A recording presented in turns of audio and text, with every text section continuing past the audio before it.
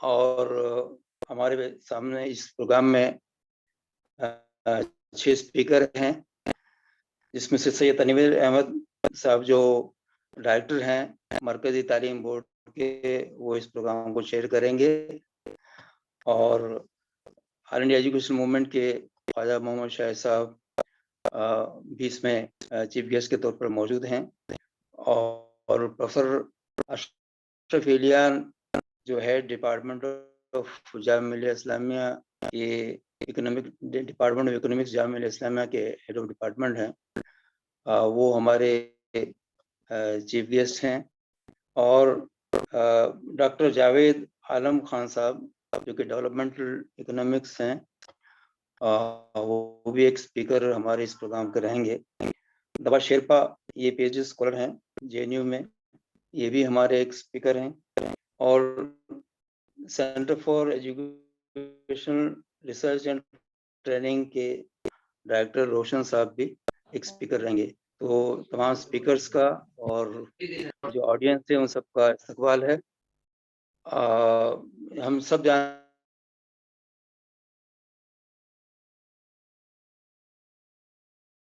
जानते हैं कि एक होता कॉन्स्टिट्यूशन, दूसरा होता लॉ, तीसरा पॉलिसी और चौथा होता बजट। तो कॉन्स्टिट्यूशन तो एक बार बन जाता है, उसकी गाइडेंस में या उसकी रोशनी में सरकार और वो देश चलता है। बट लॉ जो जरूरी लॉ होते हैं वो लॉ बनाए जाते हैं, और लॉ कॉन्स्टिट्यूशन के मुताबिक लॉ जो है गवर्न करते हैं अलग अलग एस्पेक्ट जो सोसाइटी के होते हैं।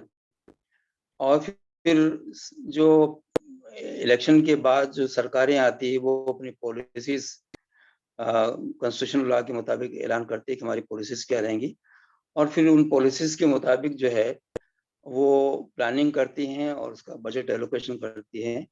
तो ये हर साल बजट पेश करती हैं।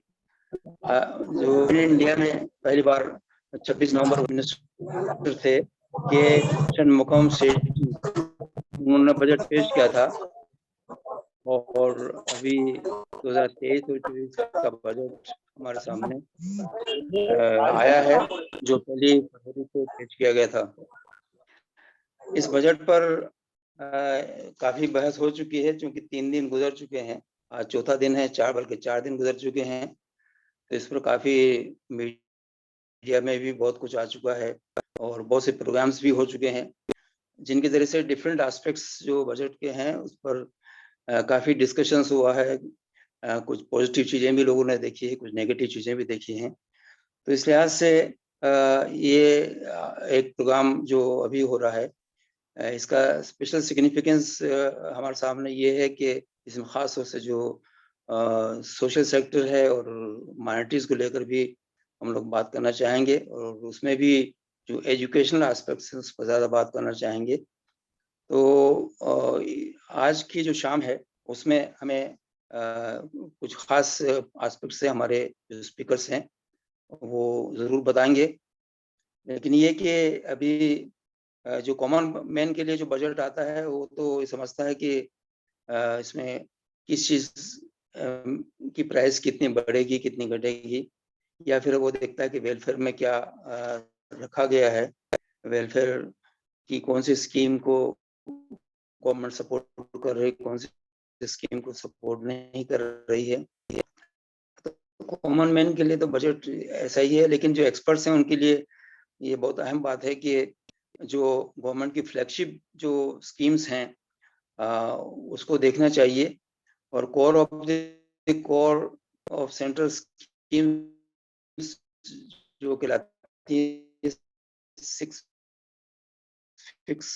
जो फ्लैगशिप स्कीम्स हैं उसको 99 करोड़ को इस बार टोटल उसका एलोकेशन है।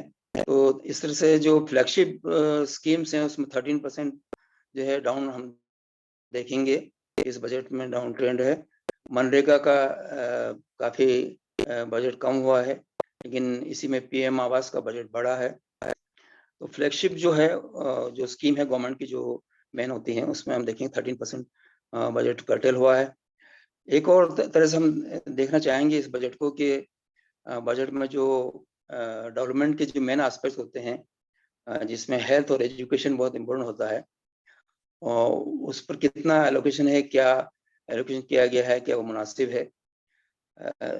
जो इकोनॉमिक सर्वे पेश किया गया था 31 तारीख को, उसके मुताबिक जो है जो जीडीपी का हेल्थ में जो इन्वेस्ट अभी जो जीडीपी का जो टोटल खर्च जो है वो 2.1% के करीब हो रहा है। और इसी तरह एजुकेशन पर 2.9% के करीब खर्च हो रहा है। तो ये जो अमाउंट है 5% या 6% की जीडीपी की इन पर खर्च होना चाहिए दोनों आइटम्स पर, उससे काफी कम है। ऐसे भी हमें देखना चाहिए का जो इम्पैक्ट है वो हेल्थ और एजुकेशन के जो हमारे एक्सपेक्टेशंस हैं किसी भी डेवलपिंग नेशन या डेवलप्ड नेशन के लिए, और उसके लिहाज से काफी कम है।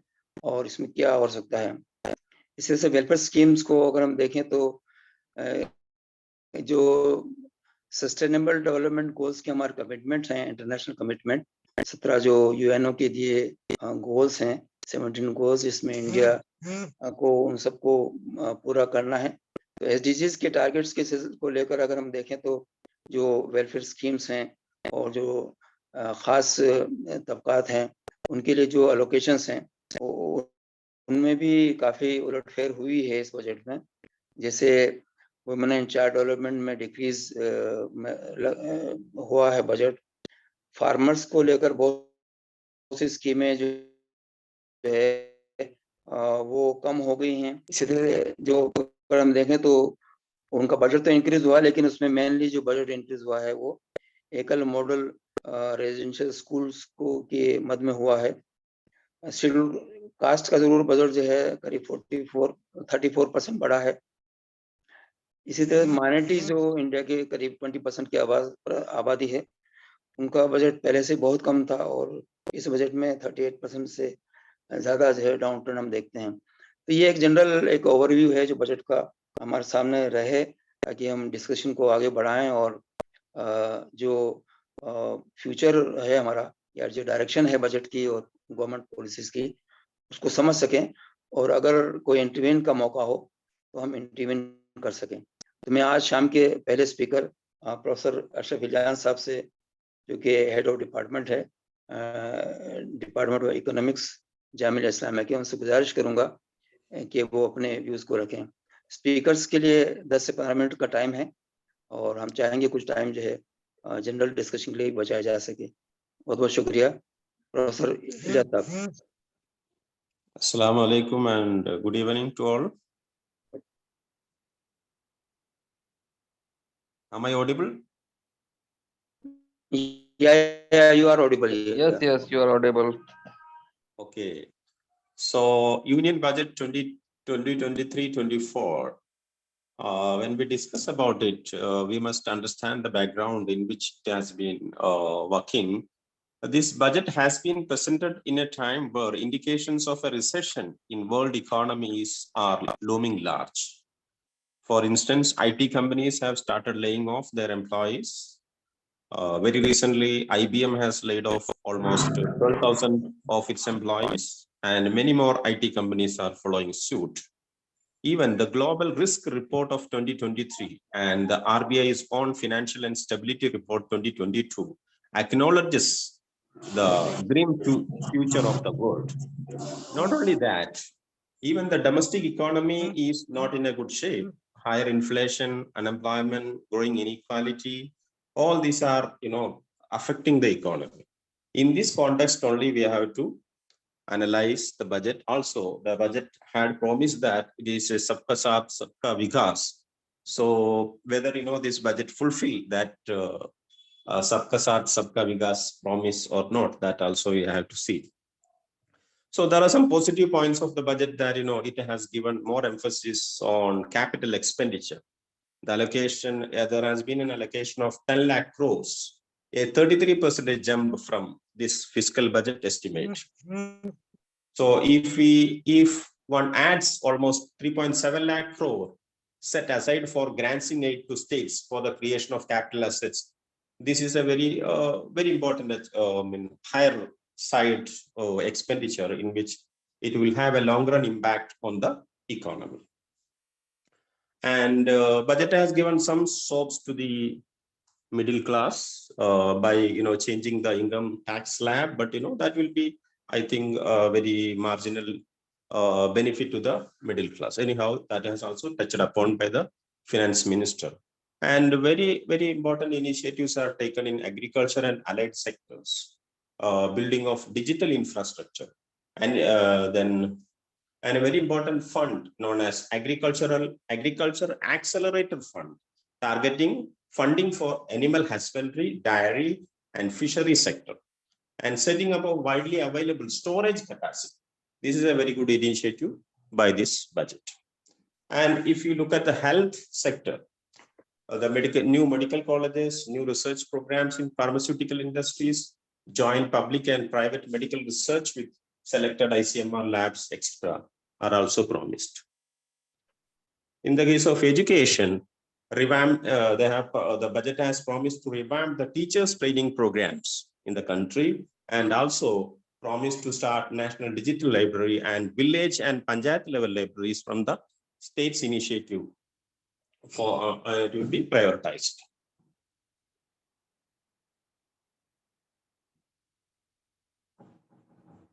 But these are some of the positive aspects of the budget.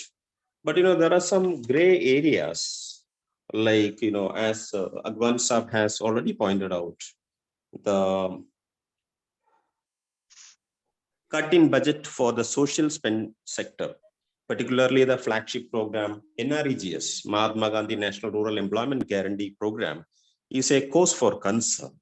Because if we are, because of Hindenburg report, the stock market is badly affected. And of course, there can be a slowdown in the economy. So these NREGS had a positive impact on creating demand in the economy. And at this moment, reducing the spending for this flagship program is not a good decision by the government. And of course, in the case of, there is also cut in the food and fertilizer subsidy that will be badly affecting the small farmers. And if you look at the education expenditure, the economic survey also identified that over the 7-year period, the expenditure on education has come down from 10.5 to 9.4. So this is also not a good idea from the part of the government. They should have increased. We had over the time, we have been promising that the education expenditure will increase from 3% of the GDP to the 6%. So rather than going up, it is coming down. That's a bad element for the economy. Even the health expenditure has also come down in this budget. This is also not at all a good approach by the government. And budget has less oriented towards rural sector, wherein during the recession and all, we can generate demands in rural sector. So rural sector has also been neglected. So these are some of the negative and minorities in which Agwani have also talked about. The minority budget has been slashed by 100 crores. This is in a country where largest number of minorities are living. Government should not have. Recently government also reduced the allocation, stopped the MoMA scholarship. So many things are on the offing. So these are also not on the right direction. So these are some of the negative aspects of the budget I would like to highlight. And now the other panelists will be further discussing all and other aspects of the budget. With these words, I conclude my speech. Thank you all. Thank you very much, Professor Ashraf Hillian Saab. You have given a general overview of the budget and its positive and gray areas, and you have highlighted some of the very key issues which may affect the future development of the country. And I think that we will go on discussing on these aspects through our next panelists. And now I request Dr. Javed Alam Khan Sahab to speak and give a general view as well as the specific view regarding the schemes for minorities and social sector schemes also. Please, Dr. Javed Alam Sahab. Thank you, Agwan Sahab and Professor Ashraf Sahab. अस्सलाम वालेकुम. जो अभी हमारे अशरफ इलियान साहब ने एक view दिया budget को लेकर के, ऑलमोस्ट जो सिचुएशन है वो यही है कि गवर्नमेंट ने कोशिश किया है कि कैपिटल एक्सपेंडिचर को इंक्रीज किया जाए और जो मेजर मतलब इंफ्रास्ट्रक्चर प्रोजेक्ट हैं उनको बूस्ट किया जाए. तो ये एक अच्छी चीज है, मैं इससे डिनाई नहीं कर रहा हूँ, लेकिन जो सोशल सेक्टर एक्सपेंडिचर है उसके कॉस्ट पे इसलिए नहीं किया जाना चाहिए कि इंफ्रास्ट्रक्चर प्रोजेक्ट जो है वो बहुत टाइम लेते हैं. तो गवर्नमेंट को उसके साथ साथ इमीडिएट जो नीड है, जैसे हम बात कर रहे हैं कि India is facing so many crisis in terms of low consumption demand, high inflation, and then rising unemployment, then growing inequality. तो ये जो मतलब 4-5 मेजर जो आउटकम इंडिकेटर्स हैं, अगर उनको ध्यान में रखा जाता तो एक तो ये नरेगा का बजट कट नहीं किया जाता, दूसरा ये कि अर्बन एम्प्लॉयमेंट की भी बात की जाती बजट में. तीसरी चीज ये है कि जो हमारे स्कीम्स हैं, चाहे वो ओल्ड ICDS है जिसका नया नाम पोषण 2 है, या मिड डे मील है, या जो मेजर फ्लैगशिप प्रोग्राम है सर्व शिक्षा अभियान, तो इसमें स्पेंडिंग की जरूरत बहुत ज्यादा थी. उसके अलावा फिर जो हमारे पेंशन स्कीम्स हैं, स्पेशली ओल्ड एज और विडो पेंशन, और उसके अलावा फिर डिसेबिलिटी पेंशन, तो ये एरियाज जो है वो गवर्नमेंट ने टच नहीं किया है. तो सोशल सेक्टर को एक तरह से मतलब बूस्ट करना बहुत जरूरी था, और स्पेशली कोविड की जो सिचुएशन है और जो मार्जिनलाइज कम्युनिटीज हैं उनको ध्यान में रखते हुए. अगर बात करें, अगवान साहब ने शेयर किया कि ट्राइबल अफेयर्स मिनिस्ट्री का बजट बढ़ा है, तो अभी पॉलिटिकली ट्राइबल्स जो है वो काफी ज्यादा डिविडेंड जो है इस रिजीम को दे सकते हैं, तो उन पे ज्यादा ध्यान है. लेकिन वहीं पे सोशल जस्टिस मिनिस्ट्री में बहुत ज्यादा जो है ध्यान नहीं दिया गया है, एक्सेप्ट कि जो पोस्ट मैट्रिक स्कॉलरशिप है उसमें 1000 करोड़ बढ़े, और उससे ज्यादा जो है वहां पे कोई खास ध्यान गवर्नमेंट का नहीं रहा. जनरल बजटिंग को लेकर के भी जो अकाउंटिंग ही प्रोसेस है, तो उसके बारे में बहुत ज्यादा यही कह सकते हैं कि रिपोर्टिंग होती है, बट उसके पीछे जो नीड बेस्ड प्लानिंग और जो क्या कहते हैं एक्सक्लूसिव प्रोजेक्ट बनाने की जरूरत होती है, वो ना ही शेड्यूल कास्ट सब प्लान में हो पा रहा है और ना ही ट्रेवल सब प्लान में हो पा रहा है.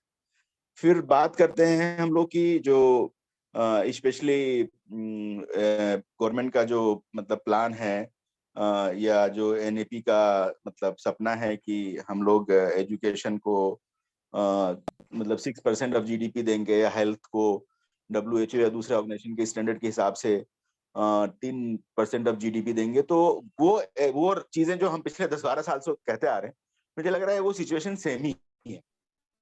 तो जब तक पब्लिक स्पेंडिंग हेल्थ और एजुकेशन पे नहीं बढ़ेगी, तो जो ह्यूमन रिसोर्स डेवलपमेंट है इंडिया का वो ग्रो नहीं करेगा, और जो डेमोग्राफिक डिविडेंड की बात है तो वो हम अचीव नहीं कर पाएंगे. और जो इंडिया का मतलब सोशल एटमॉस्फेयर है, उसमें एक सोशल अनरेस्ट टाइप का जो सिचुएशन हो जाता है, वो शायद ऐसे ही रहे.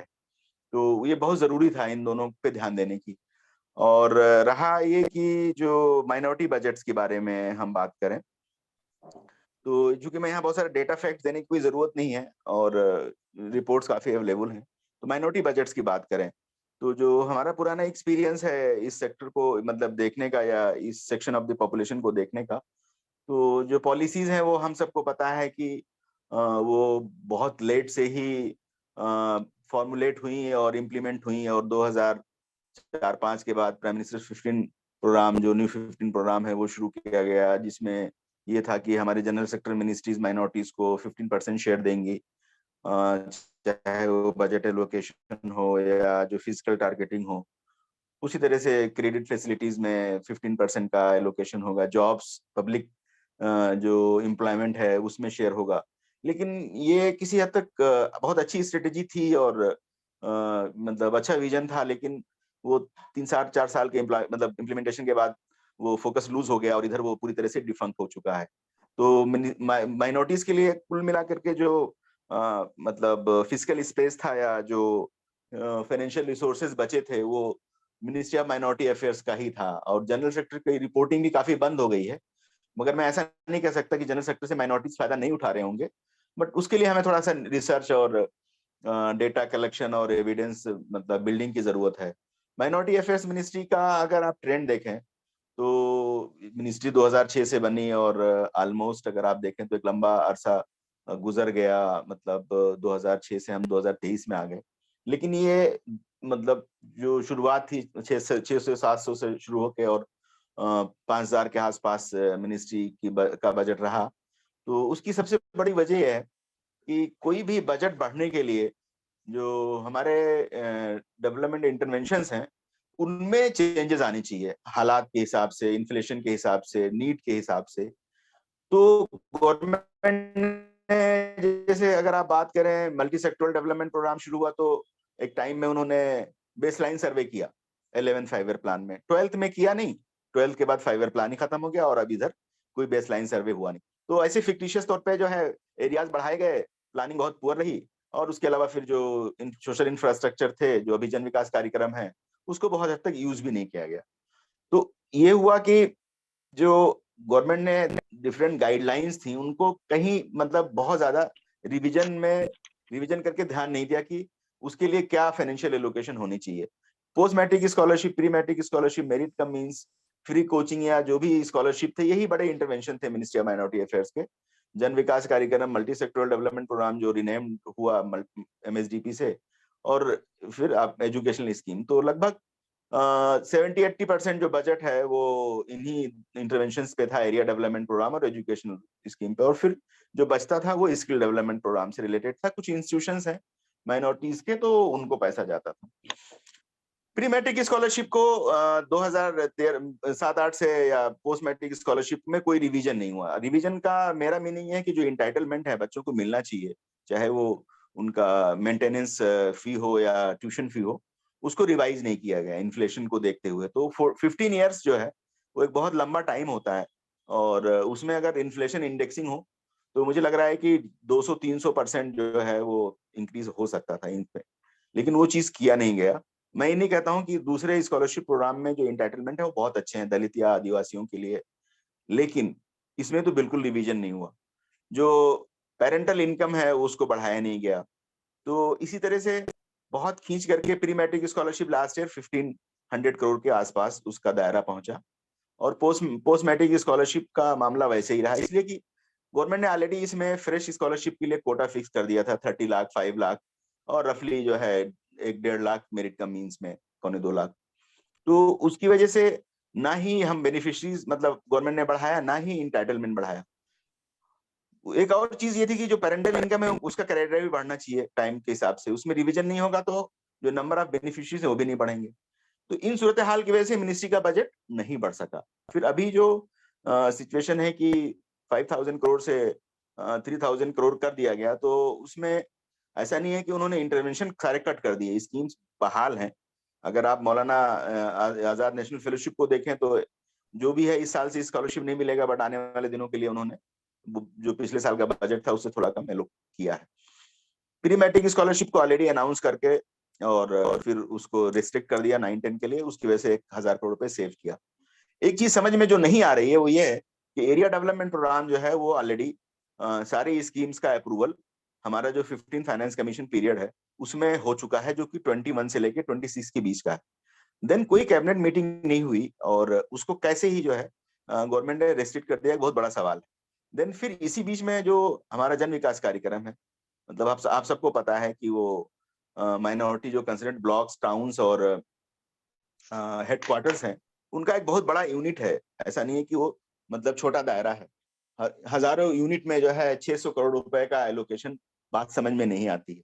ऐसा लगता है कि जैसे इसको भी डिसकंटिन्यू करने का प्लान है, जो कि बहुत ही इंपॉर्टेंट स्कीम थी और सच्चर का ये रिकमेंडेशन का डायरेक्ट जो आउटकम था वो यही था। तो अभी जो इंटरवेंशंस मतलब सारे हैं, इवन जो हमारे छोटे छोटे स्कीम प्रोग्राम थे उसको रिनेम करके और प्रधानमंत्री विरासत संपदा कुछ करके स्कीम का नाम रखा गया और वो उसको मतलब 500 करोड़ के आसपास एलोकेशन दिया गया। तो स्किल या लाइफ एंटरप्रेन्योरशिप की स्कीम को मर्ज कर दिया गया छोटी स्कीमों को, लेकिन उसको बहाल रखा गया। तो इंटरवेंशन के टर्म्स में नई उड़ान और फिर मौलाना आजाद फेलोशिप और प्री मैट्रिक को रेस्ट्रिक्ट करना, ये तो हम कह सकते हैं कि ये इंटरवेंशंस को जो है मतलब एक तरह से रोका गया।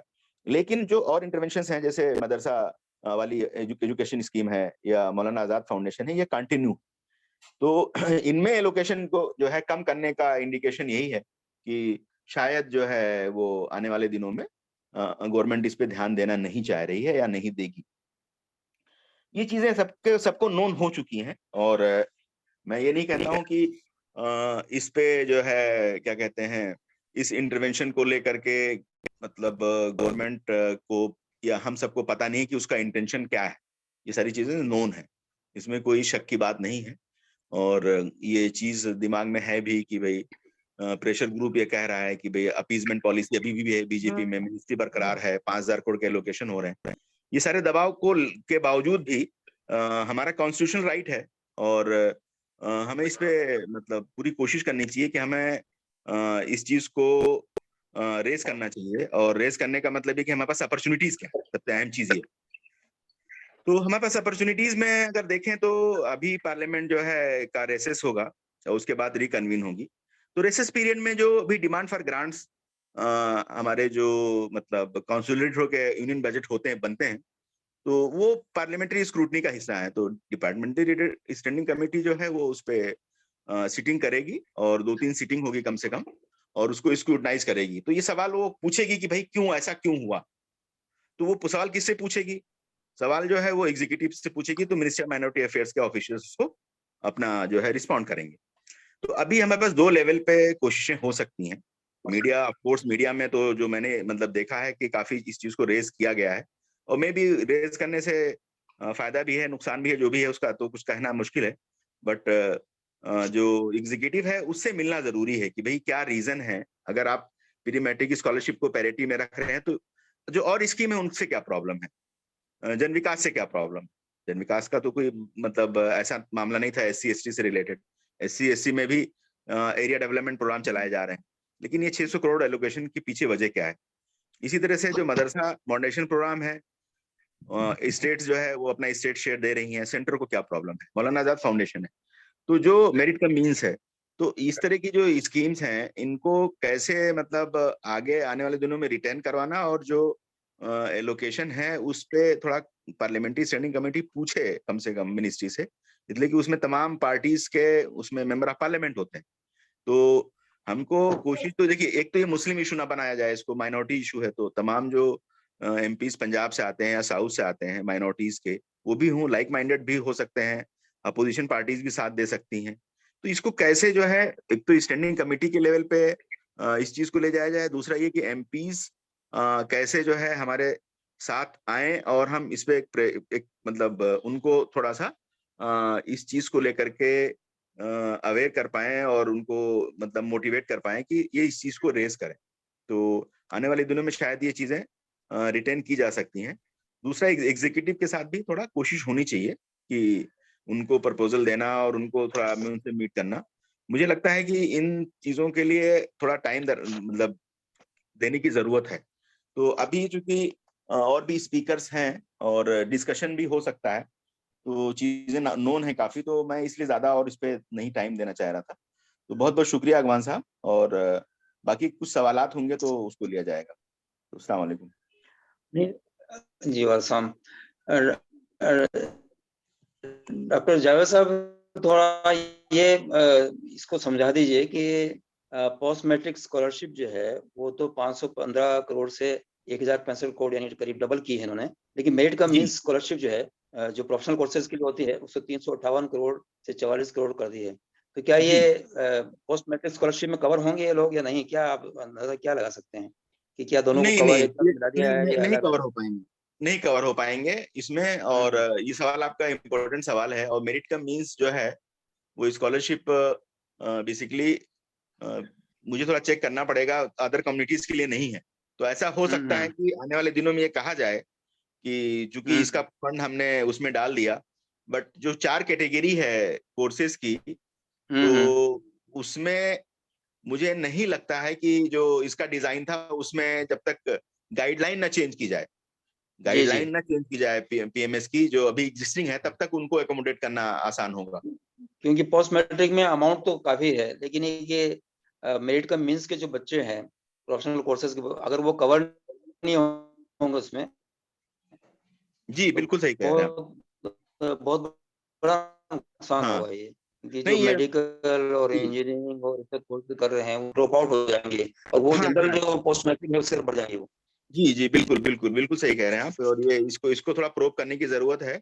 और गवर्नमेंट का ऐसा इंटेंशन हो सकता है, लेकिन गाइडलाइन जब तक चेंज ना करें तो थोड़ा कहना मुश्किल है। बट ये है कि इसको हम लोग देखते हैं कि कैसे इस जी पे जो है हो सकता है। जी ठीक है, जी जी बेहतर है। शुक्रिया, अस्सलाम वालेकुम। बहुत बहुत शुक्रिया जावेद आलम साहब। प्रोफेसर ख्वाजा शाहिद साहब जो कि मानू के वाइस चांसलर रहे हैं और जामिया मिलिया इस्लामिया के रजिस्ट्रार रहे हैं और कई अहम पोस्ट पर रहे हैं, और अभी ऑल इंडिया एजुकेशन मूवमेंट जिसके प्रेसिडेंट हैं और वो को होस्ट है इस प्रोग्राम का। उनसे मैं गुजारिश करूंगा कि वो अपने ख्यालात को रखें, खासतौर से जो तालीम का मसला है सामने रखकर हम क्या कर सकते हैं।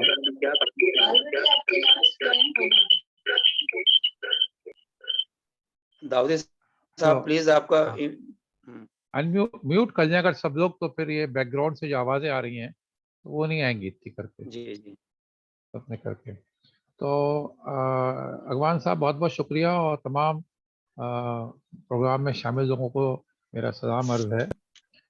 तो मेरे पास कुछ बहुत ज़्यादा इजाफा करने के लिए नहीं है, लेकिन मेरे पहले जो 2 मुकर्रीन हैं उन्होंने बहुत तफसील से, बहुत अच्छे तरीके से बजट के मुख्तलिफ पहलुओं पे अपने ख्यालात का इज़हार कर दिया। अब ओवरऑल बजट क्या है उसके बारे में बता दिया है। तो मैं भी इस बात से इत्तेफाक करता हूँ कि इस बजट की जो 2 बड़ी चीज़ें सामने आई हैं, वो कैपिटल इन्वेस्टमेंट को बढ़ाया है, इंफ्रास्ट्रक्चर सेक्टर में इजाफा किया है, बहुत बड़ा इजाफा किया है। अब वो किस किस मिनिस्ट्री में हुआ है वो देखने की तफसील की बात है, अभी तक मेरे पास वो तफसील है नहीं। किसी के पास हो तो बताएं कि वो रोड्स में गया है या पोर्ट्स में गया है या कहाँ गया है, वो देखने की बात है अपने करके। लेकिन बहरहाल वो इकोनॉमिक चीज़ें बहुत बेहतर रहेगा। और डिजिटल इंडिया का जो प्रोग्राम है जिसमें एक डिजिटल यूनिवर्सिटी की भी बात की गई है, और उसको ख़ास तौर से अगर हम तालीम के एरिए में चले जाते हैं जिसका जिक्र किया गया है, कि मेरे पास जो आदाद शुमार हैं उससे मालूम होता है कि जो तालीम का बजट है उसमें 11% इजाफा हुआ है as compared to 21-22। BE 21-22-23 109 109,278 crore है, और BE 21-22 88,000 करोड़ है। लेकिन जो बी हमारा 21-22 था वो 93.223 करोड़ था। तो इस तरीके से इसमें जो इजाफे हुए हैं वो काबिल तारीफ हैं। और तालीम को जो न्यू एजुकेशन पॉलिसी में जो चीज़ें प्राइम मिनिस्टर चाहते हैं या सरकार चाहती है, वो इसका शायद इसमें इजाफा होता है, डिजिटल इंडिया का और स्किल इंडिया का। तो स्किल के ऊपर भी इसमें दिया हुआ है। लेकिन जो तालीम के ताल्लुक से जो मैंने ज़रा गौर से देखा तो कुछ चीज़ें बड़ी डिसअपॉइंटिंग रहीं, वो मैं ज़रूर आप लोगों के साथ शेयर करना चाहूँगा, ख़ास तौर से तालीम के लिहाज से। कि एक तो जो अभी उससे पहले प्रोफेसर अशरफ ने बता ही दिया है कि जीडीपी का सिर्फ 3% हम खर्च कर रहे हैं, जबकि हमारा टारगेट न्यू एजुकेशन पॉलिसी में भी 6% का है, उस पर करेंगे। तो जितना बजट हमें दिया है आज, इससे डबल होना चाहिए था, तब कहीं हम 6% तक जा पाएंगे। तो इसलिए उस नुक्ते नज़र से there is definitely huge shortage in allocation of budget. For education sector. School sector, higher education sector दोनों के लिए बजट में इजाफा हुआ है। नेशनल एजुकेशन मिशन, इसको ये बड़ा मिशन है एजुकेशन मिशन, उसका बजट में हम अगर देखते हैं ऑन फेज ऑफ इट इजाफा हुआ है। वो 31,000 करोड़ से 37,000 करोड़ में गया है। लेकिन जो उसका ओरिजिनल बजट था 2021 में 38,000 करोड़, उससे कम है। तो ये नेशनल एजुकेशन मिशन बड़ा भारी मिशन है और इसी के तहत हम बहुत सारे न्यू एजुकेशन पॉलिसी के प्रोग्राम्स को आगे बढ़ा सकते हैं। तो उसको हमने 2021 के बजट से भी कम रखा है। 21-22 के बजट से बढ़ाया है, लेकिन 2021 का जो बजट है उससे कम रखा गया है। और जो मेरे लिए इस बजट के एजुकेशन के लिहाज से एक स्कीमों के लिए है, वो टीचर्स ट्रेनिंग एडल्ट एजुकेशन का बजट, वो 250 जो था 21-22 में, वो उसको 127 करोड़ किया गया है। तो इसमें टीचर्स ट्रेनिंग भी शामिल है, एडल्ट एजुकेशन भी शामिल है। इसके बजट को भी कम किया गया है। पढ़ना लिखना अभियान, ये बिल्कुल जीरो कर दिया। 21-22 में 250 करोड़ था, 22-23 में इसमें कोई बजट एलोकेशन ही नहीं किया। तो एडल्ट एजुकेशन लिटरेसी के इस किस्म के जो प्रोग्राम थे, उसमें बजट की इतनी भारी कटौती है। एग्जाम्पलरी स्कूल्स में बजट जो था 21-22 में 15,000 करोड़ था, वो 1,800 करोड़ कर दिया। National scheme for tribal girls, उसमें बजट को 110 करोड़ से घटा के एकदम जीरो कर दिया। तो ट्राइबल गर्ल्स की जो एजुकेशन का बजट था उसको कम कर दिया। मिड डे मील, जिसको हम प्राइम मिनिस्टर पोषण कहते हैं, उसका बजट 11,500 करोड़ था, उसको घटा के 10,000 करोड़ कर दिया। पिछले साल के मुकाबले में बात कर रहा हूँ।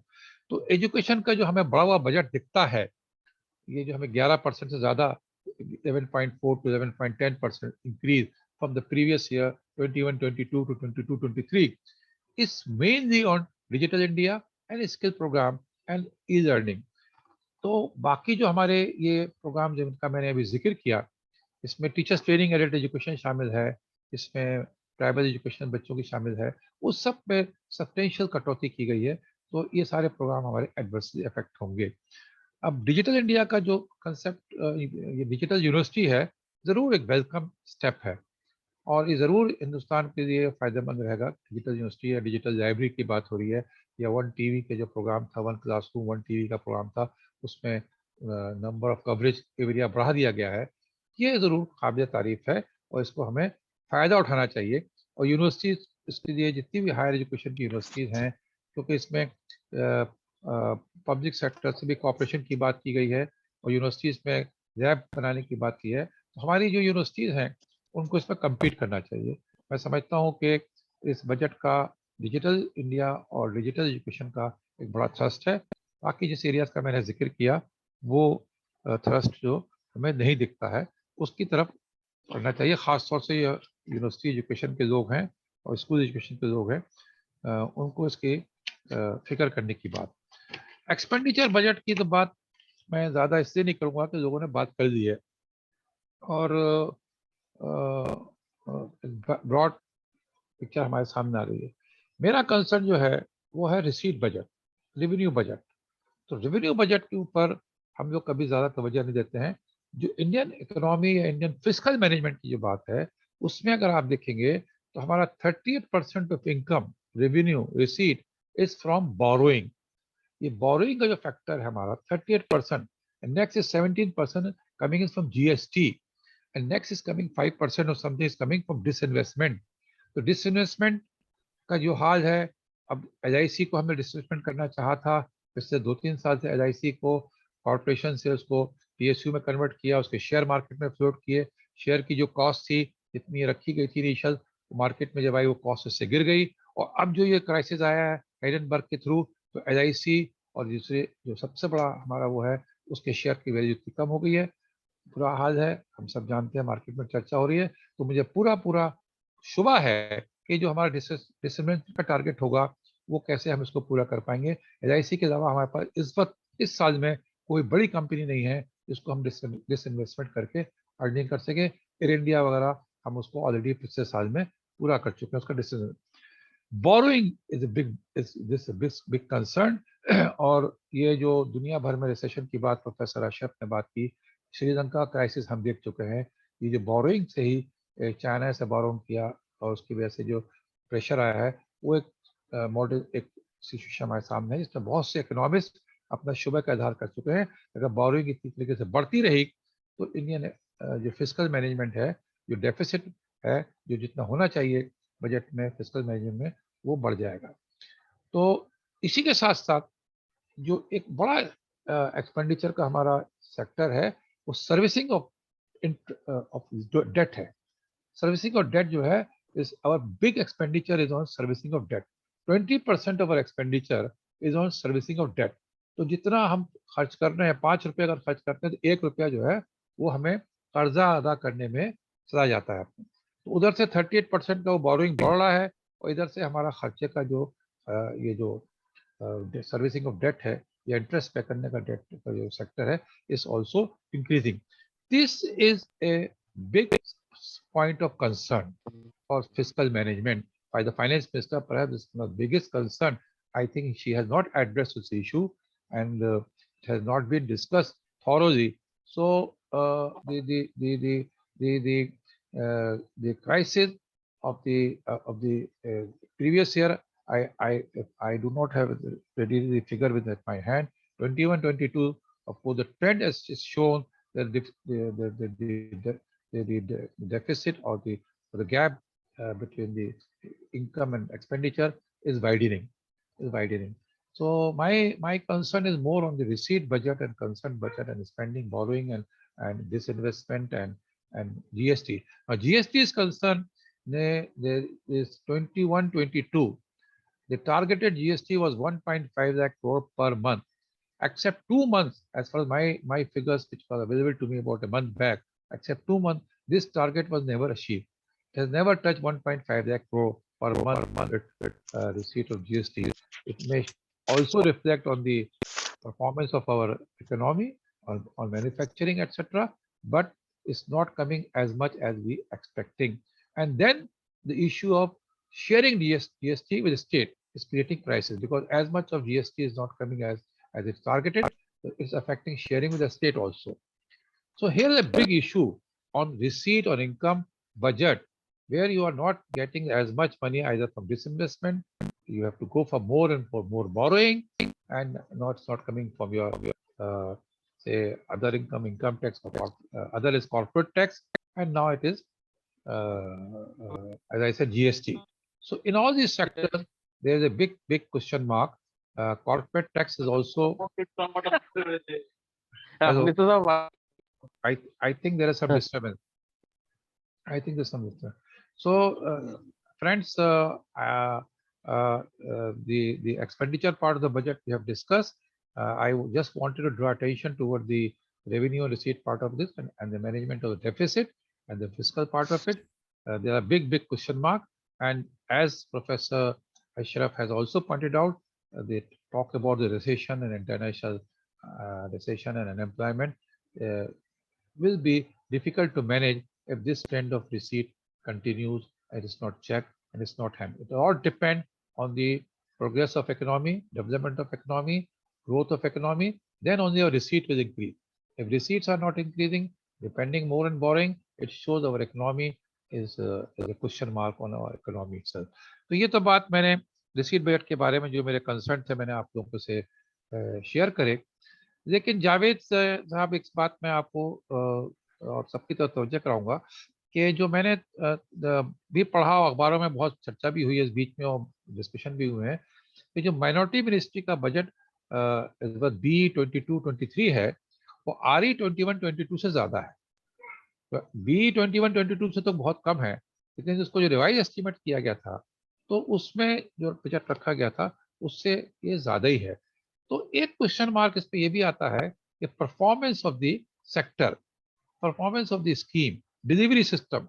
तो जो आपने इसकी तरफ पॉइंट आउट किया है कि जो स्कीम्स इसके तहत जो फ्लैगशिप स्कीम है, इसमें post matric scholarship, pre matric scholarship, ये 2 बड़ी स्कीम थी और जिसके आपने बहुत सही तरीके से बताया कि एंटाइटलमेंट है या उसका स्कोप बढ़ाने की बात है या कोटा सिस्टम है, एक नंबर का मामला है, उसके बारे में हमें जरूर चर्चा करनी चाहिए क्योंकि मुझे ऐसा लगता है कि गवर्नमेंट के पास बहुत बड़ा जवाब है इसको कम करने का कि पिछले साल इतना परफॉर्मेंस इस सेक्टर में अच्छा नहीं हुआ, डिलीवरी सिस्टम से कह दीजिए किसी भी सिस्टम से, तो इसको इस साल बजट में कम रखा गया है। हमें इसके डिलीवरी सिस्टम पे मैं समझता हूँ जो आपने भी पॉइंट आउट किया है, इस पे बहुत शोर से गौर करना चाहिए और एंटाइटलमेंट पे भी गौर करना चाहिए।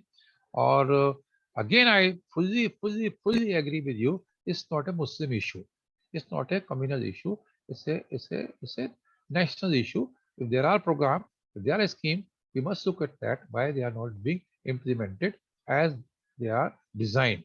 So there is some bottleneck somewhere in the execution and the implementation. So we have to be a watchdog on implementation part of it. I must conclude and stop here. But the point I'm just wanted to add that it maybe not be apart from the statistic number figure 2000 crore 500 crore these are very important, but the point which the message which minorities should get from this budget, and that message to my mind is that we have to be self-reliant. Our dependence on government is reducing, will be reducing, and we should be prepared for that. And we should prepare ourselves in the way that we should more and more put emphasis on our own internal resources, our own internal strengths. So there we have recently had a conference on our own resources where we discussed at length. Agwan Sah was also present here. And in that conference, our own resources, we emphasize on zakat and awqaf and their management and their growth and their creation of wealth. All these things, I think the minorities, and particularly with reference to Muslim minorities, as I belong to that community, and this conference was specifically focused on that. I'm saying we should, as a strategic planning, should move on more and more self-help, generate our own wealth. Our own wealth means our own resources, and where we do not have any issue of government control to say so. We are empowered to manage it. Our performance has to improve. There's no option about that. That I just also wanted to flag at this point of time. This is a message from this budget to minorities and particularly to Muslim minorities. So Agwan Sahab, thank you very much for providing this opportunity. I conclude here, and I think the message to me is very clear that government policies on the sectors which we have discussed are very obvious. Social sector you have talked about, capital expenditure we have understood, technology sector we have understood, agriculture sector we have understood, minority sector we have understood. There also, as we discussed, that the direction is very obvious from the receipt point of view. Borrowing is a big challenge for us. Thank you very much. Thank you very much, professor Khwaja Shahid साहब. आपने बहुत ही अच्छे अंदाज में सारे aspect को cover किया. आपने खास रूप से बताया कि जो इंफ्रास्ट्रक्चर पर सरकार काफी खर्च करने जा रही है, तो मुमकिन रूप से जो क्रिएशन हो या कुछ और दूसरे बेनिफिट हो, लेकिन अभी वो क्लियर नहीं है, तो उससे मालूम होगा किस सेक्टर में जॉब्स क्रिएट होंगे और काम आगे बढ़ेगा. लेकिन वो लॉन्ग टर्म चीजें हैं. शॉर्ट टर्म जो एस्पेक्ट है हमारे सामने है, उस पर आपने रोशनी डाली कि एजुकेशन के सिलसिले में बहुत डिसअपॉइंटिंग जो है चीजें हैं बहुत सारी. उसमें खासतौर से जो जीडीपी से में जो शेयर, जीडीपी के इक्वल जो शेयर होना चाहिए 6% के आसपास, एजुकेशन में वो नहीं हुआ है. वो भी 2.9% शेयर इस वक्त में है. तो ये काफी, अगर एक अच्छा देश बनना और बहुत हमें हमारा जो रिसोर्स ह्यूमन रिसोर्स है उसको सही इस्तेमाल करना, उसके लिए बहुत जरूरी है कि हम एजुकेशन में इन्वेस्ट करें. और लेकिन ये अभी जो है फिलहाल इस बजट में नजर नहीं आ रहा है. आपने रेवेन्यू की तरफ भी इशारा किया कि रेवेन्यू भी हमारा जो है प्रॉब्लमेटिक है और फाइनेंशियल मैनेजमेंट के लिहाज से वो सही नहीं है, और गवर्नमेंट को इस तरफ ध्यान देना चाहिए, वरना कंटिन्यूसली कुछ प्रॉब्लम्स आती जाएंगी और बहुत से सेक्टर जो इम्पोर्टेंट है इंडिया के लिए उसमें पैसा कम होता चला जाएगा. और एक बड़ी अहम बात आपने फरमाई कि हमें सेल्फ रिलायंस खासतौर से माइनॉरिटीज को अपने रिसोर्सेस जो इंटरनल रिसोर्सेस उनको स्ट्रेंथन करना चाहिए और उसके जरिए से अपने फ्यूचर के डेवलपमेंट को मजबूत करना चाहिए और गवर्नमेंट से जो भी हमारी डिमांड है, जो हमारा हक है, उसको मांगते रहना चाहिए। और खासतौर से जो डिलीवरी सिस्टम है उस पर भी हमें बात करनी चाहिए। बहुत बहुत शुक्रिया आपका। मैं अब गुजारिश करूंगा दवा शेरपा से, जो PhD स्टूडेंट है JNU में CASP में, उनसे मैं गुजारिश करूंगा कि वो फाइनेंशियल जो इम्प्लीकेशंस हैं बजट के और खासतौर से एजुकेशन में जो फाइनेंशियल इम्प्लीकेशंस है उस पर रोशनी डालें। दवा शेरपा प्लीज। आवाज आ रही है? Yeah. Okay, thank you. Thank you all for inviting me to be part of this esteemed panel. Most of my half of the work is already been done. मतलब जो मुझे कुछ जो कहना था वो already it's been covered. So let me come directly to the point. So I'll speak in both Hindi and English so that things are a bit easy for the audience. So I think before talking about budget, I think we should at least know what kind of society or what kind of economic structure under which we are living. So अगर हम बात करें तो जो 90% जो हमारे जो labour force है, अराउंड 40 करोड़ जो हमारे लोग हैं जो काम करते हैं, आउट ऑफ 130 करोड़, तो 40 करोड़ पॉपुलेशन में जो लोग काम करते हैं, जो वर्कर्स है, उसमें 90% आपके इनफॉर्मल वर्कर है। तो उसका 90% जो इनफॉर्मल वर्कर है, उनके जो तनख्वाह है वो महीने में 10,000 से भी कम है। तो आप इमेजिन कर सकते हैं जो काम कर रहे हैं इंडिया के जो 40 करोड़, उसका जो 90% उनका जो लोग है उनके कमाई 10,000 से भी नीचे है। तो फर्स्ट एक फैक्ट।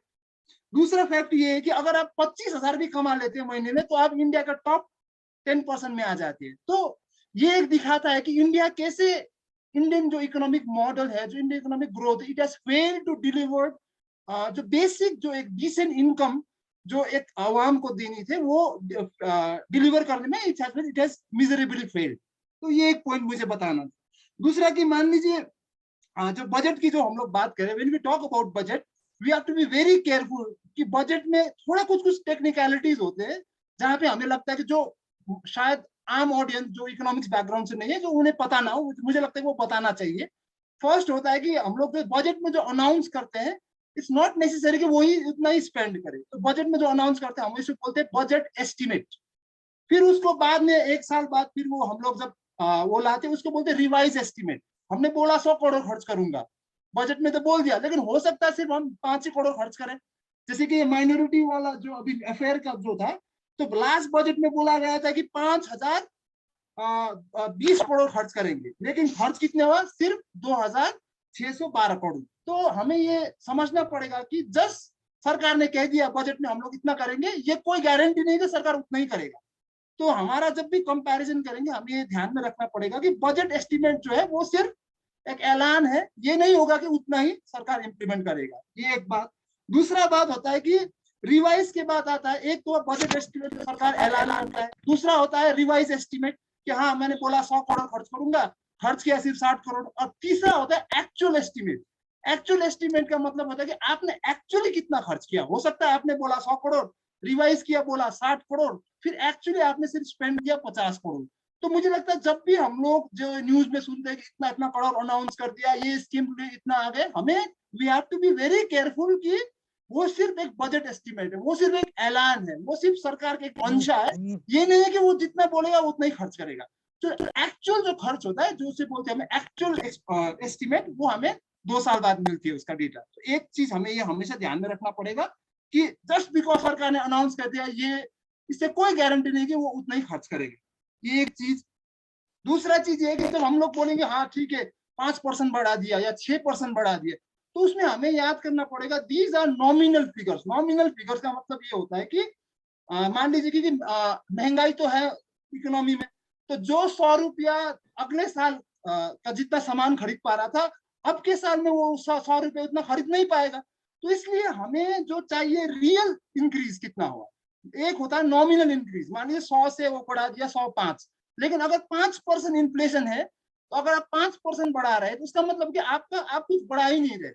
तो हमें जब भी हम लोग बात करेंगे सरकार ने किसी भी स्कीम में, किसी भी या मान लीजिए मिनिस्ट्री में अपना एक्सपेंडिचर बढ़ाया, कितना बढ़ा है अगर वो चेक करना है, तो हमें तो पहले कैलकुलेट करना पड़ेगा कितना बढ़ा, फिर उससे माइनस इन्फ्लेशन करना पड़ेगा। जो फिगर आएगा that is the real increase in budget. तो ये मुझे दो टेक्निकल पॉइंट मुझे बताना था, मुझे लगा कि जो हमें शेयर करना चाहिए।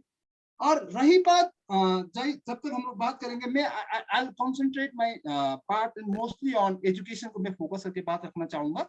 सो इस बार अगर हम एजुकेशन की बात करें तो रफली मान लीजिए कितना 1,12,000 करोड़ अलॉट किया गया, मतलब बजट में बोला गया कि हम लोग इतना खर्च करेंगे। सो पिछले साल का जो बजट एस्टिमेट है उसके कंपैरिजन में ये हार्डली 8% इंक्रीज है। लेकिन अगर आप 6% इन्फ्लेशन को वहां पे अकाउंट करेंगे तो एक्चुअल इंक्रीज जो है वो सिर्फ 3% है। तो ये कहना कि बजट में 8% एजुकेशन में इंक्रीज किया गया वो गलत है, क्योंकि रियल जो इंक्रीज है दैट इज ओनली 3%, बिकॉज 6% तो आपका इन्फ्लेशन ही ले जा रहा है वहां पे। सो 2% ही बजट में एजुकेशन में इंक्रीज किया गया है, वो भी सिर्फ मंशा है। ये पता नहीं कि वो करेगा नहीं करेगा, वो तो 1-2 साल में हमें पता चलेगा जब एक्चुअल एस्टिमेट आ जाएगा। और रही बात हायर एजुकेशन की, जब हम लोग बात करते हैं तो हायर एजुकेशन का मामला यह है कि देश में कुल मिला के रफली 1,000 यूनिवर्सिटीज है, 42,000 कॉलेजेस है और 11,000 हम बोलते स्टैंड अलोन इंस्टीट्यूशन बोलते हैं, ये सारे को मिला के बनता है हायर एजुकेशन। तो हायर एजुकेशन में हाल ये है कि 89% जो इनरोलमेंट हो रहा है वो तो ऑलरेडी प्राइवेट इंस्टीट्यूट में हो रहा है, बचा कुचा कितना सिर्फ 21% इनरोलमेंट ही गवर्नमेंट फंडेड इंस्टीट्यूशन में हो रहा है। तो हमें ये भी ध्यान में रखना पड़ेगा, जब भी हम लोग एजुकेशन की बात करेंगे तो हमें एक्सेस की ध्यान रखना पड़ेगा, क्योंकि आपका 90% पॉपुलेशन का इनकम जो है वो 10,000 से कम है। तो अगर इनरोलमेंट आपका 89% प्राइवेट में जा रहा है तो वो इसका मतलब सीधा सीधा यही होगा कि जो गरीब तबके से आते हैं, जो माइनॉरिटी से आते हैं, जो शेड्यूल ट्राइब, शेड्यूल कास्ट या सोशली मार्जिनाइज्ड कम्युनिटी से आते हैं, chances are very high that they may be displaced by, they may not be able to access higher education just because it is not affordable, क्योंकि सिर्फ 21% enrolment ही आपका सरकारी institution में हो रहा है जो रिलेटिवली सस्ता है अभी तक। तो ये एक चीज है। और हायर एजुकेशन में प्रॉब्लम क्या है, इस पर 44,000 एलोकेट किया गया, 44,000 करोड़ अलॉट किया गया है। लेकिन हायर एजुकेशन का प्रॉब्लम ये है कि ये जो फंड है इसका 50% जो फंड है, मान लीजिए 20,000 करोड़, वो जाएगा सिर्फ IIT, IIM, NIT, जहां पे सिर्फ टोटल हायर एजुकेशन में सिर्फ 2% स्टूडेंट पढ़ रहे हैं। जो 98% जो हायर एजुकेशन के स्टूडेंट है उनको, जो चाहे सेंट्रल यूनिवर्सिटीज हो या कोई भी और इंस्टीट्यूशन में पढ़ रहे हैं, उनको सिर्फ मिलेगा आपको 50%। जो 2% जो NIT, IIT में पढ़ रहे हैं, IIM में पढ़े, उनको मिलेगा 50% ऑफ हायर एजुकेशन फंड। तो ये जो फंड का जो डिस्ट्रीब्यूशन का जो इनइक्वालिटी है, हमें उसको भी ध्यान में रखना पड़ेगा जब भी हम talk about higher education. We need to, ये जो 98% के लिए आप जो 50% दे रहे हैं उसको आपको बढ़ाना पड़ेगा। और जो एटलीस्ट हम ये नहीं बोल रहे कि IIT, NIT का फंड काटिए, हम ये बोल रहे हैं कि जो 98% स्टूडेंट जहाँ पे सेंट्रल यूनिवर्सिटीज और बाकी इंस्टीट्यूशन में पढ़ रहे हैं वहां पे भी आपको फंड ज्यादा इंक्रीज करना होगा। This is one argument. Other argument is like when we talk about this one, मतलब हम लोग बोल रहे हैं कि GDP का सिर्फ हम लोग 3% खर्च कर रहे हैं, मतलब हमारा तो देश का पूरा इनकम, सारे सिटीजन का इनकम जोड़ेंगे तो वो आ जाएगा टोटल देश का इनकम, जिसको हम GDP भी बोलते हैं। तो GDP का सिर्फ 3% ही हम लोग एजुकेशन में खर्च करते हैं। लेकिन आयरनी ये है, हमें बनना है विश्व गुरु, खर्च कर रहे हैं सिर्फ 3% हमारा देश का इनकम। जबकि आप मान लीजिए नॉर्वे जो एक टॉप हाईली डेवलप कंट्री है ह्यूमन डेवलपमेंट इंडेक्स के हिसाब से, वो अपना 7.6% GDP का खर्च करता है। साउथ अफ्रीका जो हमारे पीयर्स है वो खर्च करता है 6.8%, रशिया खर्च करता है 4.7%, ब्राजील खर्च करता है 6% of the GDP। So irony है कि आप जो आपका जो कॉन्टेम्पोरेरी इवन डेवलप कंट्रीज है उससे आधे खर्च कर रहे हैं इनकम के, और you expect to be a विश्व गुरु। तो ये जो कॉन्ट्राडिक्शन साथ में नहीं जा पाएगा। यू हैव टू इंक्रीज, मतलब नेशनल एजुकेशन पॉलिसी में तो बोला गया है कि 8% खर्च किया जाएगा, लेकिन I think until unless we increase our funding, ये जो हमारा एस्पिरेशन है विश्व गुरु बनने का, I think it will only remain aspiration. That was my other point. और दूसरा एक पॉइंट जो मुझे आई थिंक विद रिस्पेक्ट जैसे कि कहा गया कि अभी माइनॉरिटीज का फंड तो आउटराइटली काटा गया है। जैसे कि मान लीजिए देयर वाज वन, जैसे कि एक इंटरप्रिटेशन ये भी आया कि इनएफिशिएंटली हो सकता है कि माइनॉरिटी इंस्टीट्यूशन या माइनॉरिटी अफेयर्स के लोग इनएफिशिएंटली फंड को अलॉट या यूटिलाइज नहीं कर पा रहे हैं। लेकिन मेरा इसमें इंटरप्रिटेशन थोड़ा सा differ, I like to differ because intention of government is clear. Like जो मौलाना आजाद नेशनल फेलोशिप था उसको आपने खत्म कर दिया, आपके नए उड़ान करके स्कीम था उसको आपने खत्म कर दिया, जो प्री मैट्रिक स्कॉलरशिप था 1 to 8 वो आपने खत्म कर दिया। So the indication is clear cut कि और फिर आपने इस बार का जो बजट है उसमें तो 38% आपका माइनॉरिटी ऑफिस का फंड काट दिया। सो ये कहना कि जो माइनॉरिटी ऑफिस वो लोग एफिशिएंटली फंड को यूटिलाइज नहीं कर पा रहे इसलिए सरकार काट रहा है, I think I like to disagree with that point.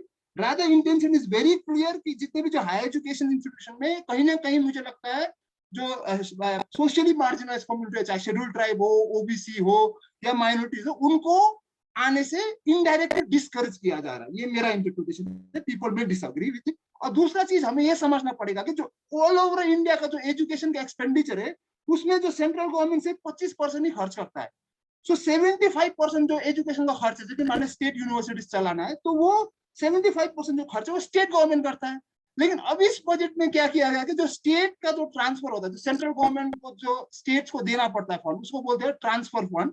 उसमें क्या किया उन लोगों ने अप्रोक्सीमेटली 21% घटा दिया। पहले 4,60,000 देते थे, इस बार सिर्फ 3,59,000 दे रहे हैं। सो इनडायरेक्टली क्या कर रहा है कि तो स्टेट का जो एबिलिटी है एजुकेशन प्रोवाइड करने का उसको भी सेंट्रल गवर्नमेंट कहीं ना कहीं रिस्ट्रिक्ट कर रहा है जो ट्रांसफर का फंड रोक के।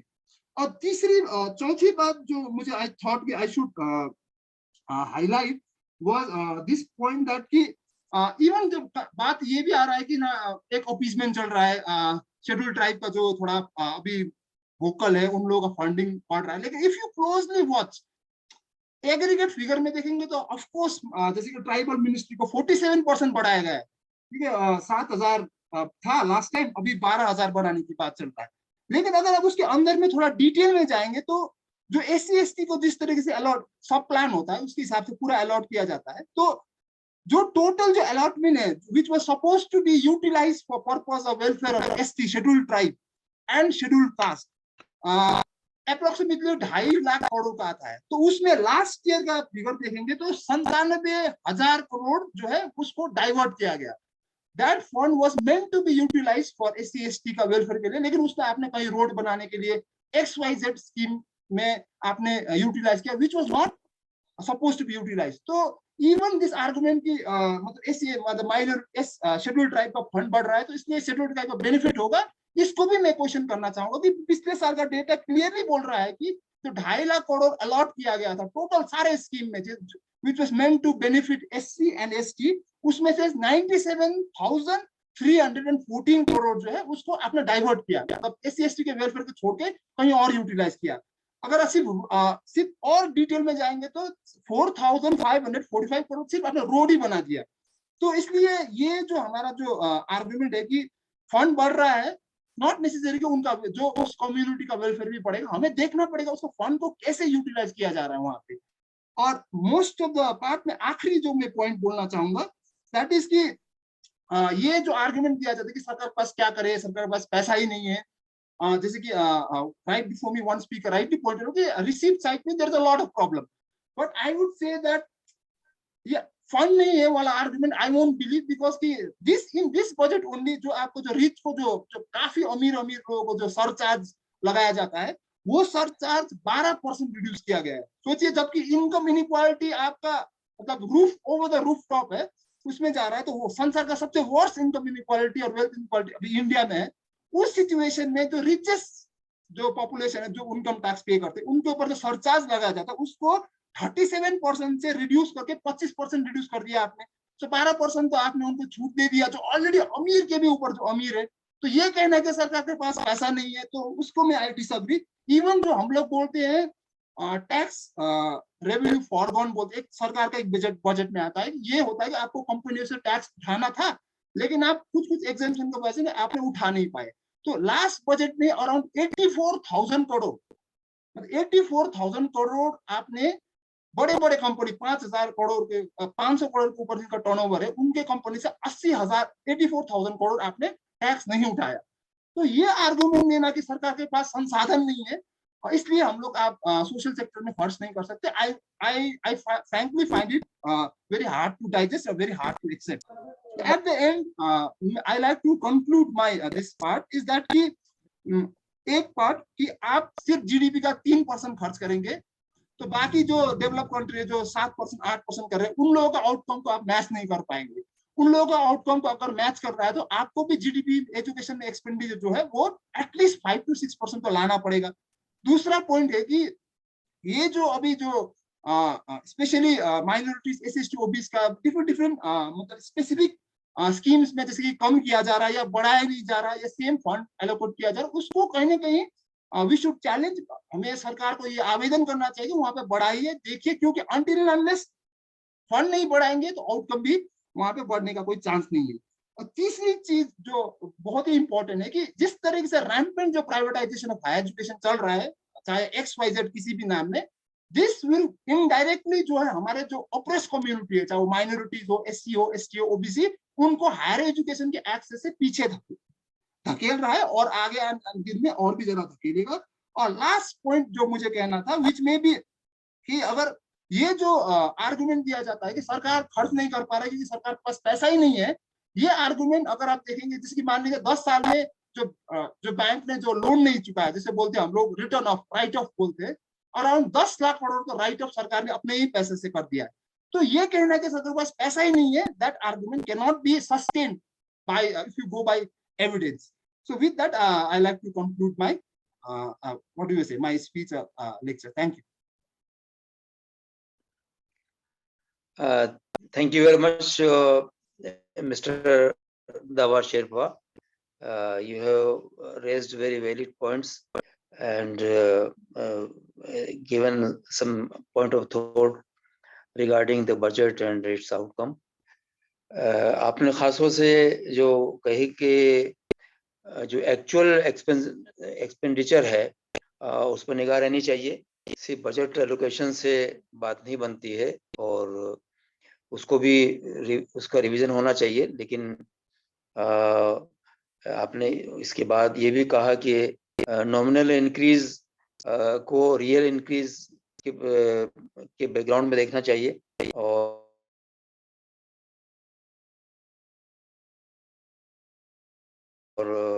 खासतौर से आपने कहा प्राइवेट ट्रेन रहे हैं, एडमिशंस काफी हो रहे हैं, लेकिन जो गवर्नमेंट कॉलेजेस हैं उसमें 21% के आसपास एडमिशन इस वक्त हैं। और जो बजट है वो नॉर्मली जो है एलिट इंस्टीट्यूशंस यानी IITs है, IIM है या इस तरह के जो इंस्टीट्यूशंस है गवर्नमेंट के खास इंस्टीट्यूशंस हैं, सेंट्रल यूनिवर्सिटीज हैं, उनको जाते हैं। और जो दूसरे कॉलेजेस हैं, दूसरी यूनिवर्सिटीज हैं, उनके पास उसका शेयर कम पहुंचता है। तो ये इम्बेलेंस है और ये खासतौर से जो वीकर सेक्शन है उनको जो है अफेक्ट कर सकता है। आपने फिर वो उस पॉइंट को हाईलाइट किया जो हमारे, जिससे मैंने भी कहा था, प्रोफेसर अशरफ इलियास साहब ने भी कहा, प्रोफेसर ख्वाजा शाह साहब ने कहा कि जो बजट है, एजुकेशन का जो बजट है वो कम से कम GDP का 3% से बढ़कर 6% होना चाहिए। और जो कि कमिटमेंट हमारा कोठारी कमीशन से लगा के नेशनल एजुकेशन पॉलिसी तक मौजूद है, लेकिन उस तरफ देश बढ़ नहीं रहा है। तो देश को अगर आगे बढ़ना है और डेवलप्ड कंट्री बनना है, विश्व गुरु बनना है, तो जरूरी है कि उसके लिहाज से एजुकेशनल इन्वेस्टमेंट बढ़ाया जाए। तो आपने बहुत से एस्पेक्ट्स पर अच्छे अंदाज में बात रखी है। मैं अब मिस्टर रोशन जो कि डायरेक्टर हैं centre for education research and training के, मैं उनसे गुजारिश करूंगा कि वो अपने ख्यालात रखें।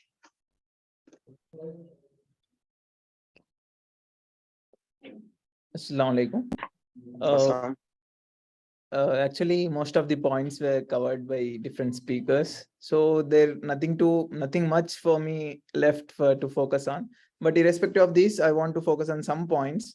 So, like other than these, which government has allotted, so the schemes for under Ministry of Minority Affairs, which get allotted by the government. So this time there is no such providence allotted for UPSC, SSC, and state public service commissions for official training purpose, which is provided by minorities.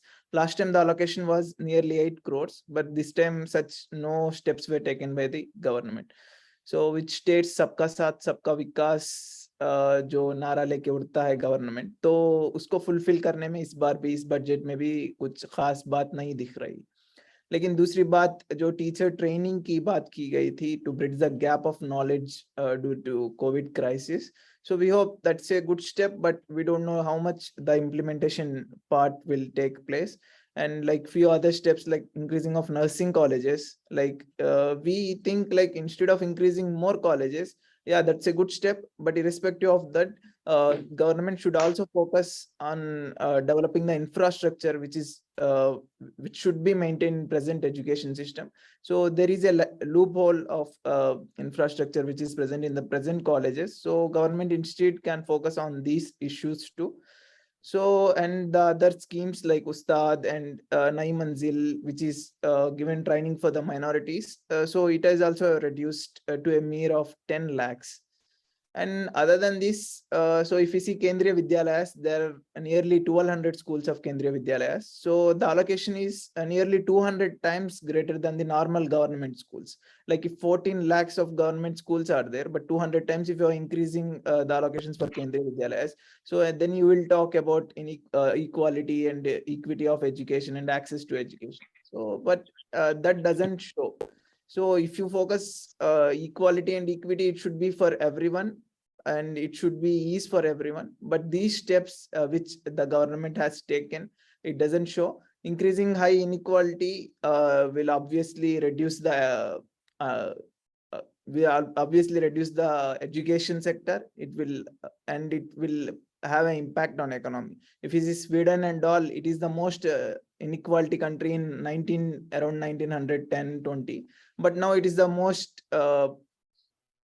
developed country because it has provided enough budget for health and education economy. So instead of focusing on stagnant, if we see the education, like all speakers discussed, there is a stagnant of 2.9% from 2019, even though the budget has increased in terms of its figures, but the constant rate of allocation of GDP is 2.9% from 2019. There is nothing much change even in this budget. So when we speak of high developing country and increasing education upliftment, so you should allot 6% of GDP, like as Kothari Commission and New Education National Education Policy 2020. But these measures of this government doesn't show any upliftment, neither nothing for education sector most focused.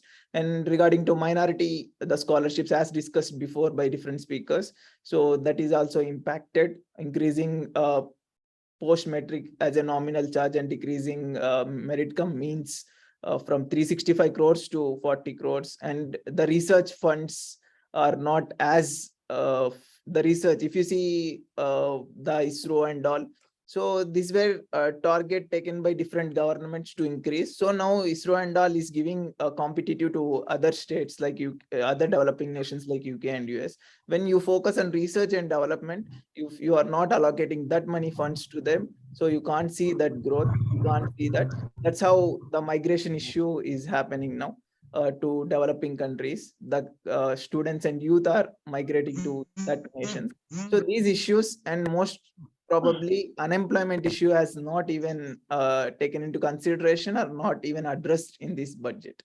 So these are the few things which I thought I can focus, because most of the points were covered by the different speakers. So overall, it's an injustice to minorities, like marginalized communities, because there was a drastic changes in the figures, as like it's a playing of something with nominal figures.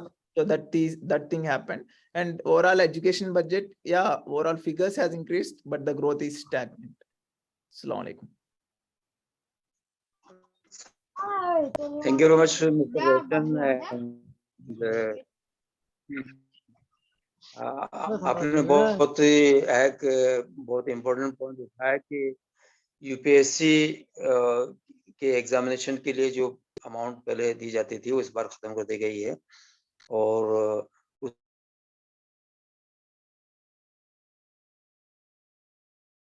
Amount की वजह से जामिया इस्लामिया हम थे, और उन सबको इसकी वजह से जो एडमिनिस्ट्रेटिव सर्विसेज हैं उसमें माइनॉरिटीज का जो इंटेक है वो अफेक्ट हो सकता है।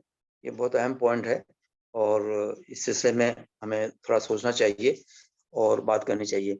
अब हमारे आखिरी स्पीकर जनाब सैयद तनवीर अहमद साहब जो कि चेयर कर रहे हैं इस प्रोग्राम को, और वो बोले हैं उससे पहले मेरे ख्याल से टाइम बहुत हो गया है, तो जनरल डिस्कशन के लिए बहुत कम वक्त है, लेकिन ये कि हम 5 मिनट में अगर कोई अपनी बात को खास से कहना चाहते हैं तो वो रख सकते हैं। 1 या 2 स्पीकर 1 या 2 मिनट में अगर कुछ कहना चाहें किसी खास आस्पेक्ट भगवान को। साहब डॉक्टर मंजूर होंगे अगर कुछ देना चाहें ग्रीन जी हाँ, बहुत शॉर्ट में ब्रीफ में जो है, क्योंकि 8:20 हो गया है, हम चाह रहे हैं कि नहीं, भगवान मैं साहब, आज जो है लिसनर के तौर पे एक- रहा हूँ और अच्छा मधु साहब डिस्कशन हैं हुआ क्या? है। जी जी जी, तो मुझे और कुछ इसमें ऐड नहीं करना है। बहुत बहुत शुक्रिया। भगवान साहब, जी एक्चुअली जी एक पॉइंट सिर्फ कहूँगा, कोई सवाल नहीं करना है। हमारे जो नौजवान दोस्त मिस्टर जी जी शेरपा ने एक पॉइंट कहा है कि 80% of the students are going to private universities. I think this figure is required to be checked जी again. So because ठीक है। majority ji of ji our ji students are going, I'm talking higher education, वो तो government state universities, जी जी not the central जी universities. जी Bulk is going to its state, 70%. So which is outside जी outside of this budget coverage. Anyway, outside. So that's the point I thought I must जी mention, just to recheck it. Thank you very much. जी जी thank you very much. तो ये programme बहुत अच्छा रहा, मैं सबका शुक्रिया अदा करता हूँ। और सैयद तनवीर साहब की अभी हम आखिरी गुफ्तगू सुनेंगे।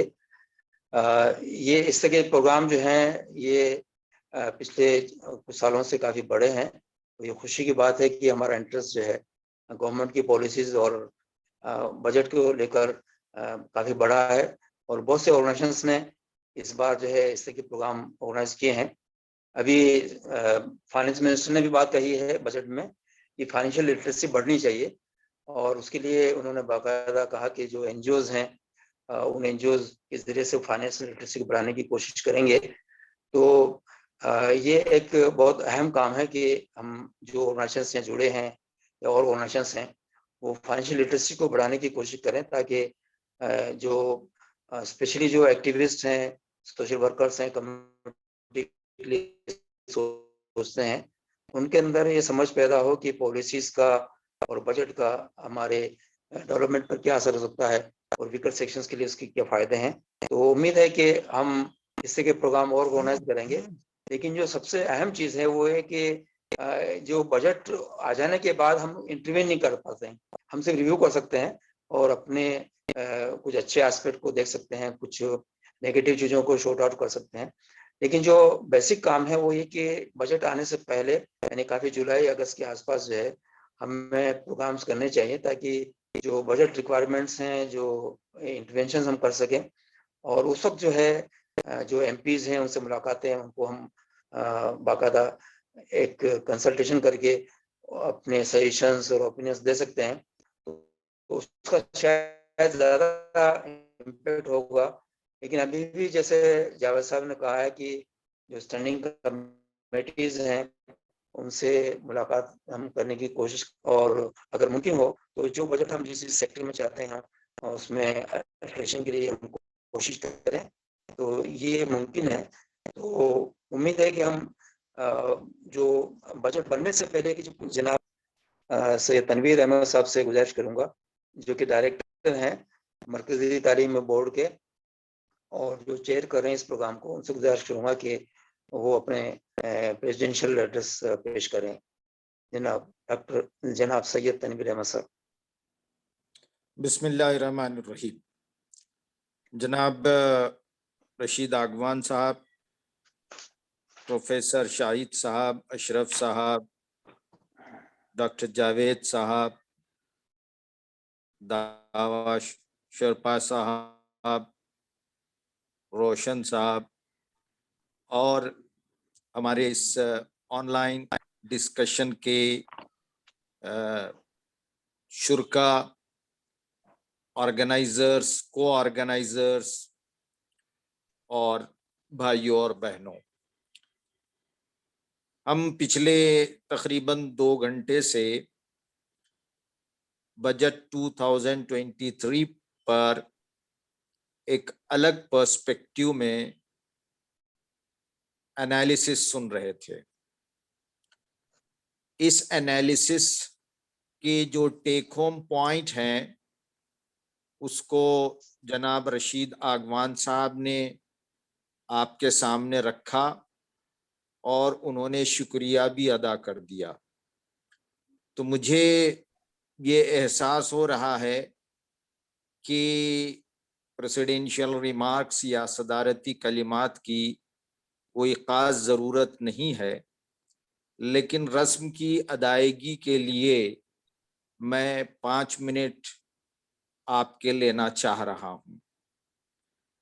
हमने जो डिस्कशन किया उसका उभरा हुआ पहलू ये था कि संविधान के जो गोल्स हैं कि हम अपने देश में सोशलिस्टिक सोसाइटी को जन्म देंगे, उसको कायम करेंगे, उसको प्रमोट करेंगे, इक्विटेबल ग्रोथ को प्रमोट करेंगे, ह्यूमन इकोनॉमी को इस्टेब्लिश करेंगे, हैव एंड हैव नॉट्स के गैप को कम करेंगे, सोशल जस्टिस के अंतर्गत हम socially and economically deprived communities के वेलफेयर और उन्हें ऊंचा उठाने के प्रयास करेंगे।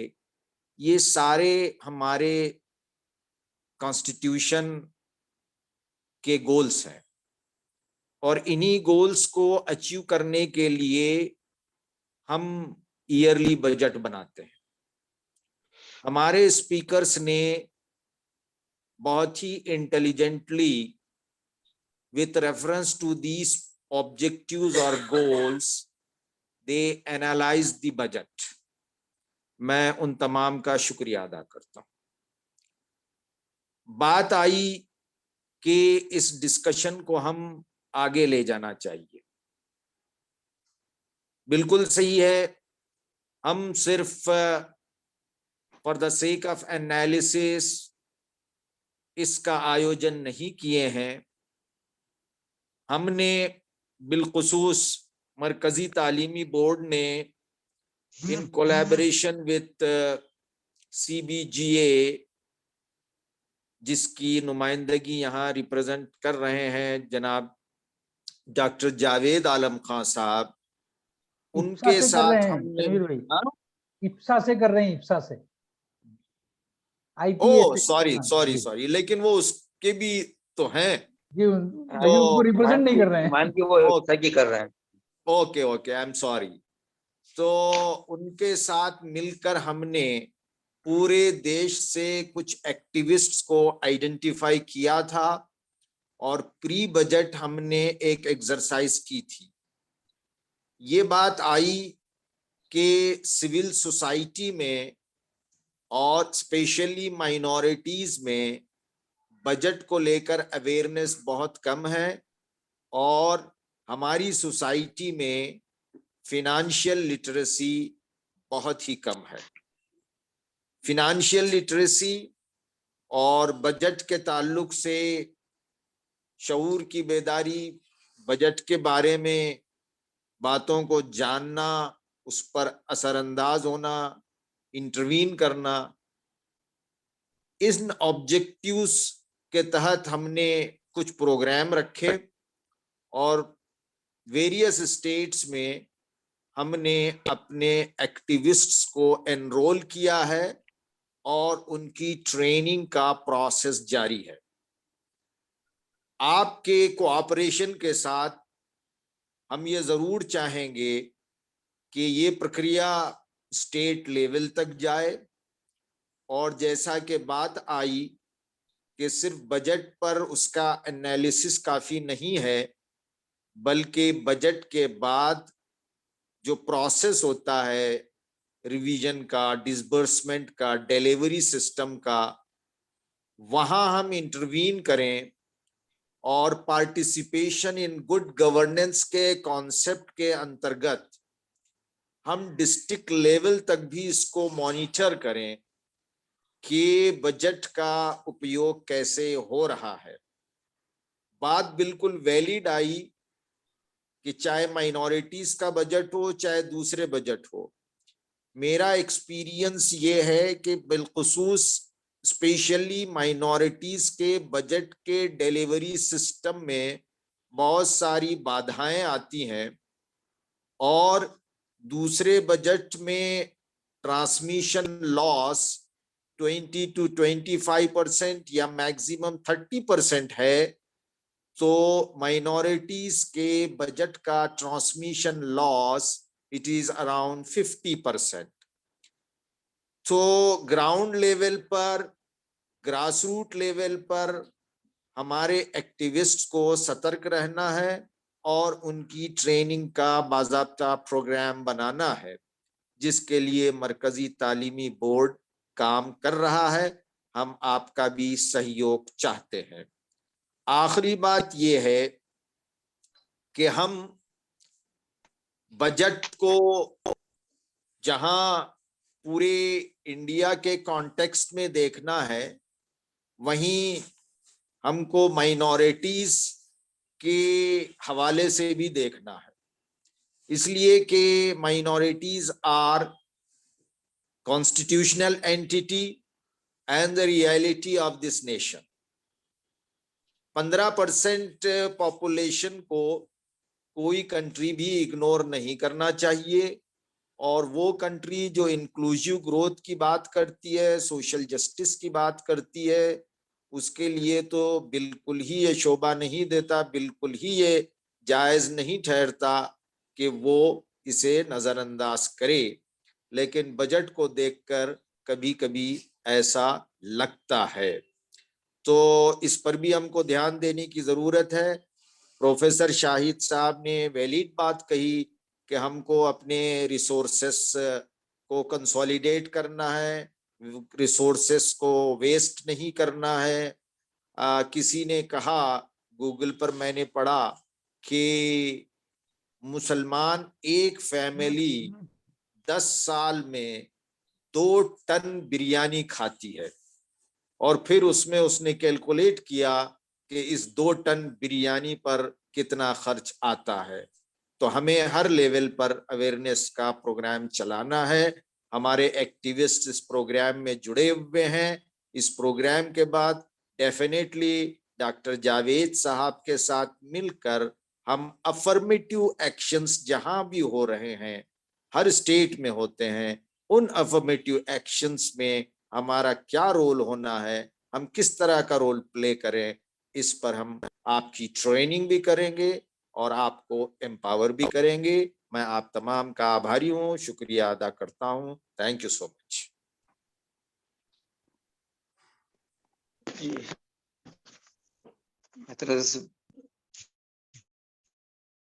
शुक्रिया जनाब सैयद तनवीर अहमद साहब। तो बहुत अच्छा डिस्कशन रहा और उम्मीद है कि हम फिर इस तरह के प्रोग्रामों को जॉइंटली ऑर्गेनाइज करेंगे। सारे ऑडियंस का शुक्रिया, और अभी प्रोग्राम यहाँ कंक्लूड होता है। Thank you very much. Abdul ji, एक छोटा सा बात बोलूं मैं? हेलो अब्दुल जी।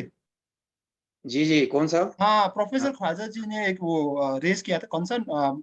बेसिकली मेरा डेटा सोर्स है all India survey for higher education, और जो इनरोलमेंट है 80% मैंने जो दिया है वो डेटा है वो कॉलेजेस के इनरोलमेंट के लिए।